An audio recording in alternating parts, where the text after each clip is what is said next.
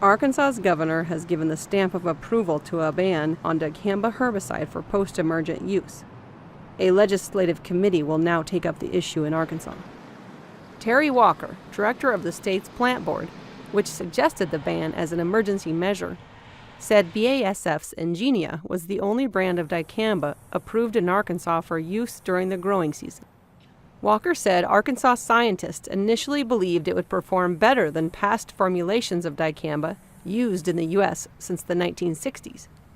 However, regardless of comparative performance, the state still received more than 420 complaints from farmers and other landowners who believe their crops were damaged after neighbors used the herbicide.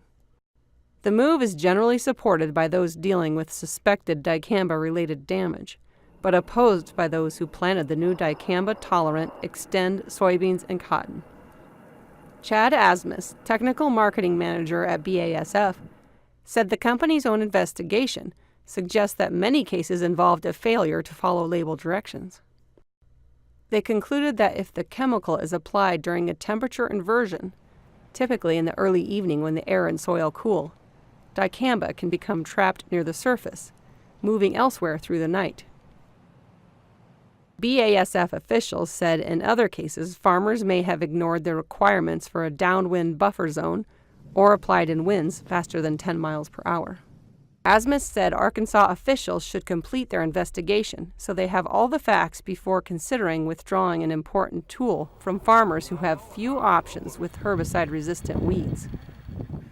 Farmers in Arkansas and other states have been searching for new herbicide options as weeds like Palmer amaranth become resistant to other chemicals. Production costs have shot up as southern farmers have been forced to hire crews to weed fields by hand. Even with a ban in place, Ingenia, as well as other brands of Dicamba, would still be allowed for burn-down use in Arkansas fields or pastures between September 15th and April 15th. For Market to Market, I'm Colleen Bradford Krantz.